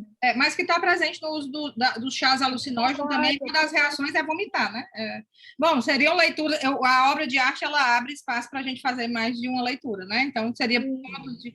Gente, só, assim, tem um comentário, tem muitos comentários elogiando a fala, as pessoas querendo ver. Vai ficar, tá? Eu estou gravando, tomara que eu consiga salvar e colocar no ar. A gente está com o canal do YouTube agora no fórum, eu vou ver se é possível a gente colocar lá.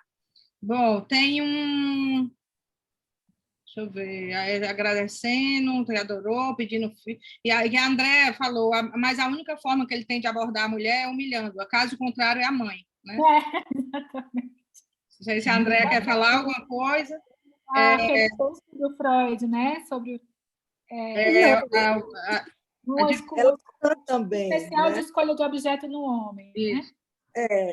Isso é Lacan também. A Zilda lembrou aí, né? A observação que ele faz, que a mãe sempre contamina a mulher para o menino, né, para o bicho homem. Então, a minha preocupação é que também, às vezes, você ficar observando e examinando a coisa só sob esse viés, digamos, porque é um viés do feminismo, entende? E ler em tudo uma opressão do patriarcado, né, do patriarcalismo, também eu acho que fecha um pouco, né? Sim, também acho. É preciso abrir também outras... né? Eu concordo. A gente tem que ter um certo cuidado de chegar a interpretar tudo, e o fato de que ela entre nessa fantasia dele seja uma posição feminina inevitável por causa do patriarcado. Entende? Pelo menos a impressão que me deu é que você, às vezes, estava dizendo isso, que a questão era essa, que ela não teria relação. Eu não diria inevitável, mas eu acho que tem uma coisa que se enlaça aí. Eu até discutindo com a Léa antes aqui, André, eu também coloquei isso assim, eu acho que tem uma coisa que se apoia no laço social, obviamente, porque a gente não está fora da cultura, mas que se não fosse esse modo de lá, seria outro.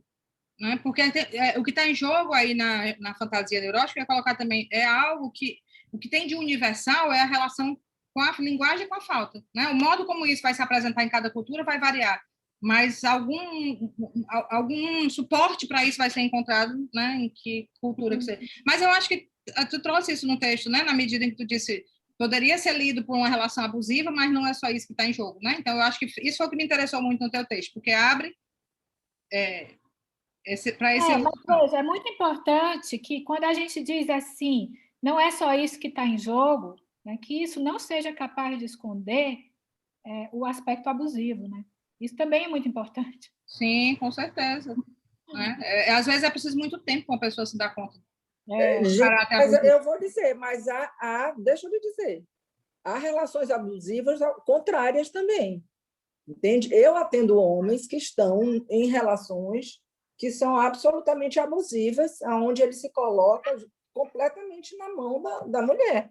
Isso é que a gente estava colocando, que essa fantasia é tanto a fantasia do homem como da mulher, né? Não é só da mulher. Por isso que eu tô... E aí, quer dizer, o que é que a gente vai dizer desse homem?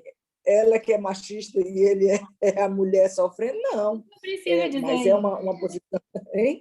A gente precisa reconhecer o que é estrutural na nossa cultura, mas a gente não precisa dizer isso a respeito desses pacientes que são abusados por suas mulheres carrascas. Não, mas é uma posição subjetiva dele que é assim, bem interessante, né? Porque é um homem muito bem sucedido profissionalmente, mas que no dia a dia ele está completamente submetido e tem uma dificuldade enorme de sair dessa relação, né? Embora ele deseje. A gente sabe como isso encobre a relação com o desejo, né? A dificuldade enorme de poder se situar a partir do desejo por trás disso, né? Não sei se generalizando, mas os casos que eu atendo também vejo isso. O que é que nós temos mais aqui dos comentários? A Luísa diz, pensando aqui, embora ela entre na fantasia dele, ela não sente angústia. A Luísa está dizendo. Não parece, né? A angústia, o que se põe nos gestos dela é o medo de perdê-lo, né? Mas acho que isso não chega a se apresentar como Mas angústia. isso é muito freudiano também. É como se ela soubesse o que fazer. Eu acho que o único momento de angústia dela, que seria assim, um sinalzinho, sabe? Talvez seja a hora que ela chega para modelo, para quem vai ser feito o vestido de noiva, ela chega para essa mulher e diz assim, olha, eu sou fulana, eu moro aqui. Ela sente que precisa ser ali ela ficou perturbada, mas os gestos dela, no geral, na tônica dos gestos dela, é uma tônica que se direciona para nos informar como espectadoras do filme o seguinte, ela sabe o que fazer. Ela tem os livros, ela recolhe a natureza, né? Ela reconhece os cogumelos. Ela tem um saber. Sabe cozinhar. Saber feminino. Ela sabe o que fazer. Da bruxa. Né? Deixa eu botar com ela, né? Saber dos bruxas que eles não conseguiram matar. Era bom a minha outra irmã, Felipa, que é cheia da sabedoria milenar. Ele ia adorar falar disso. Mas eu estou lembrando aqui também como isso é freudiano, né? Porque ele vai falar assim, o homem teme a angústia do homem, que é a angústia de castração.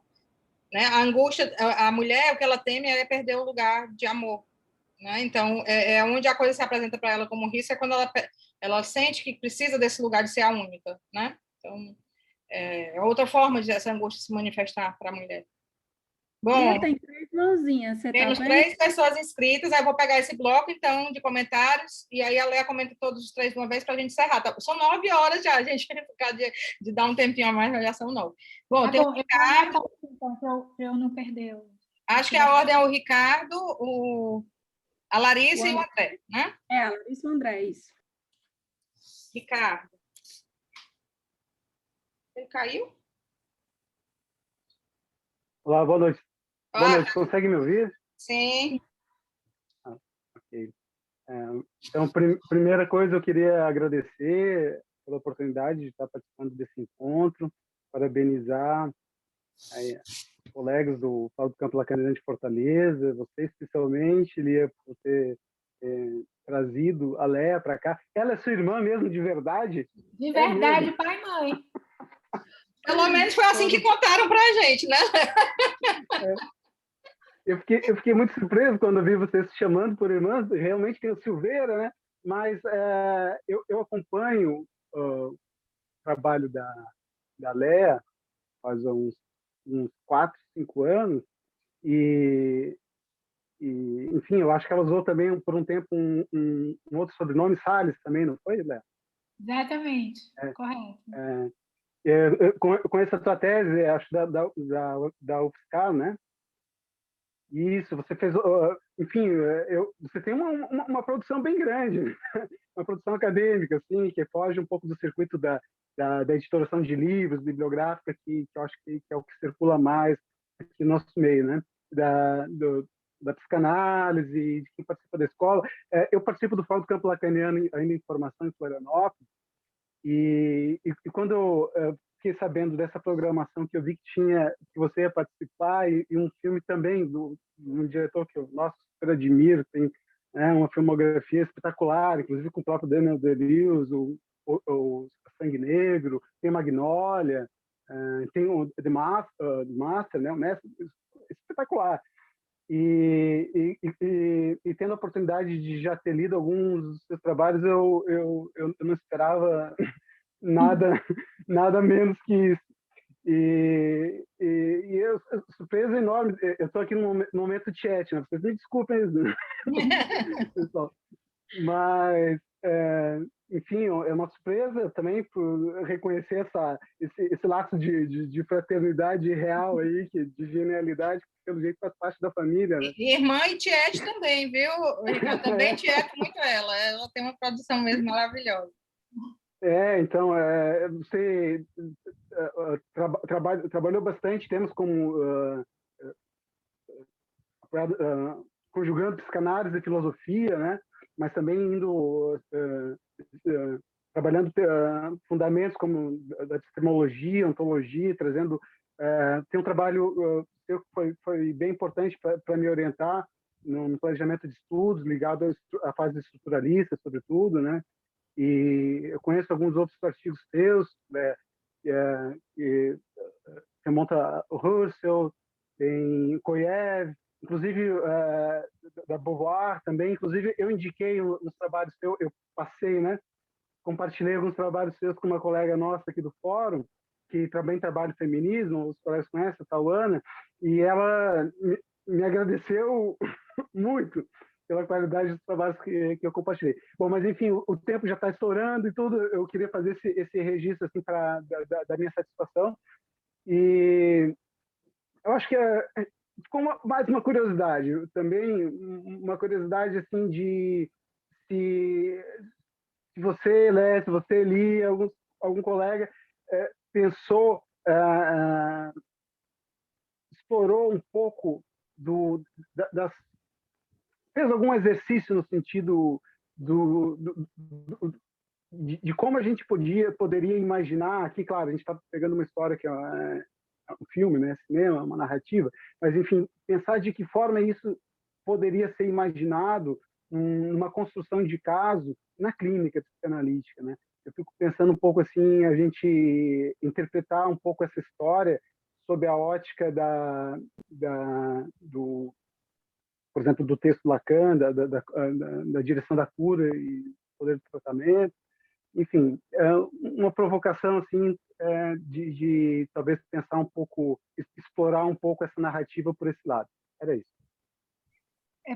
Posso dizer uma coisa antes, irmã? Léo, se tu não se incomodasse da gente juntar, porque eu estou com medo do tempo. Já são 9h10 e a gente era para ter terminado 8h30. Então, anota, segura um pouquinho, só para a gente poder fazer essa finalização. Larissa, Larissa, agora. Eu vou pedir também para as pessoas serem um pouco mais enxutas nas colocações, né? Agora, nesse final, sempre acaba assim, quem fala por último tem um tempo mais cerceado, mas, enfim, é a função que a gente tem que fazer. Oi, gente, boa noite. Primeiro dizer que é excelente a exposição da Léa e o debate aí com a Lia, com a Andréa, com a Zilda. O meu é bem rápido, é só uma observação. Se vocês que estão discutindo aí a questão do relacionamento dos dois não acham que... Eu assisti o filme, só fazendo esse parênteses, eu assisti o filme foi em 2018, então já faz um tempinho, pode ser que a minha memória me traia. Mas que eu fiquei com a sensação de que ali, na verdade, se tratava de uma parelha perfeita entre uma obsessiva e uma histérica. E os dois transbordando nesse gozo perverso que se alterna, porque se ele é abusivo com ela no trato, com as insígnias do patriarcado, ela literalmente envenena o senhor Woodcock, né, o senhor pau, até ele ficar completamente sem pau, igual um bebezinho, e ela extrai um gozo bem, digamos assim, potente daquilo, né? Se de repente não poderia ser visto por aí os dois se alternando ali no gozo perverso, porque os dois estão assumindo os papéis, digamos assim, alternadamente. E no mais é isso, parabenizar aí pela iniciativa também do momento, que eu achei muito legal. Valeu, Larissa. E André? Depois dessa colocação, eu ia falar aí um pouco disso. A Larissa passou a régua. Mas eu acho que uma outra questão que coloca essa dimensão, que eu acho que tem uma questão do problema desse conceito do gozo muito, né, entre os lacanianos, é que às vezes se cai em um individualismo, né, da coisa, assim, né? E isso me parece que também você coloca uma relação entre cultura e estrutura aí, né, sem fazer uma leitura culturalista, né, assim, da coisa, né? Por exemplo, eu acho que foi interessante essa pontuação, né, de falar, bem, poderia a gente falar de um relacionamento abusivo, e mas isso tem uma função ali, né? Aí eu queria pontuar isso, né? Como é que você está... Assim, eu acho que não dá para falar muito sobre isso, porque já é uma pergunta muito, assim, difícil, né? Mas como é que você toma essa relação entre cultura e estrutura, né? Que eu acho que é uma coisa que perpassa o trabalho, né? Também. Pronto. Então, agora a gente passa a palavra para a Léa fazer um comentário dessas 3 falas, para a gente poder ir se encaminhando para o final, né? Eu acho que a gente vai ter que ter outros momentos, né, de conversa, porque ficou muita coisa para discutir. Eu vou dizer muito, muito pouco, viu, gente? Porque é o seguinte, bom, em primeiro lugar, eu quero agradecer ao Ricardo Miranda, encontrar um leitor, um interlocutor, que prazer, muito obrigada mesmo pelas leituras, e me manda seus trabalhos também, então, para eu ler, e da sua colega que está escrevendo sobre esses temas, faria isso com muito gosto. Então, aí essa questão de como construir a leitura do filme como se fosse um caso clínico, né? Eu tenho muita dificuldade com essa questão que apareceu na sua fala, Ricardo, e na fala da Larissa também, e na do André também, foi o que costurou, né? As 3 falas, foi isso. Eu não tenho treinamento clínico, né? Pelo menos não ainda, quem sabe um dia. E assim, eu só queria dizer que foi curioso para mim, só para compartilhar com vocês um sentimento de algo que aconteceu comigo ao escrever esse texto, porque eu nunca tinha escrito sobre um filme, né? Apesar de já ter escrito bastante, eu nunca tinha escrito sobre um filme. E quando eu me vi escrevendo sobre esse filme, eu percebi que talvez eu estivesse escrevendo a partir de um outro lugar, né? De um lugar que, de algum modo, flerta, né? Com esse desejo de uma escuta, que seria o desejo de uma escuta como um caso clínico, né? Então, só para marcar aqui o testemunho disso, né? Eu não me autorizo a falar desse modo, não é daí que eu parto para construir, né, as minhas argumentações, mas foi algo que me tomou, foi algo que me surpreendeu, porque ao escrever sobre o filme, eu me vi deslocada, né? Eu vou conseguir nomear isso do seguinte modo: eu me vi menos filósofa, sabe? E foi bacana. Então eu consegui ler muito bem, Léa, porque foi isso que eu recolhi do teu texto e foi isso que me animou para te convidar. Não que não tenha outros motivos, também você já esteve aqui como filósofo e foi maravilhoso, trabalhando a tese que o Ricardo acabou de colocar, né, sobre a noção do estruturalismo, e foi maravilhoso. Mas nesse texto, o convite foi precisamente porque eu percebi um deslocamento mesmo de posição, e você disse aí, eu não tenho treinamento clínico é análise, né? Então, só existe esse. Vou falar para a minha analista que alguma coisa funcionou. E agradecer a observação da Larissa, é muito interessante o modo como você colocou a relação entre os dois, né? Porque não tira de cena o matiz da perversão, né? Mas apresenta melhor, né, esse direcionamento de um desejo histérico a um neurótico obsessivo, porque realmente, né, o nome do personagem está aí para a gente falar castração, castração, castração, castração, né? A piada, como é que diz isso? Esqueci. A piada pronta, né? O diretor leu psicanálise, né? Com certeza leu, gente, com certeza. Ou, às vezes, é um artista.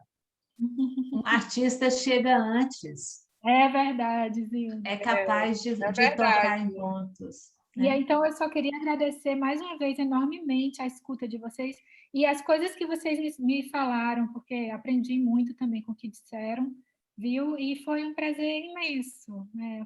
Guardar no meu coração a memória desse encontro aqui com vocês. Eu espero que tenha ficado gravado no meu HD aqui também, porque eu botei para gravar, eu espero que ele salve, porque a gente vai querer assistir de novo, né? E outras pessoas que não puderam estar presentes vão poder ver. E as portas estão abertas, volte.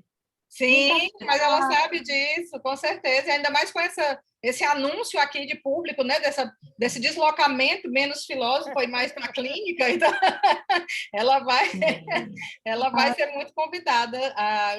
Depois que fala, está registrada.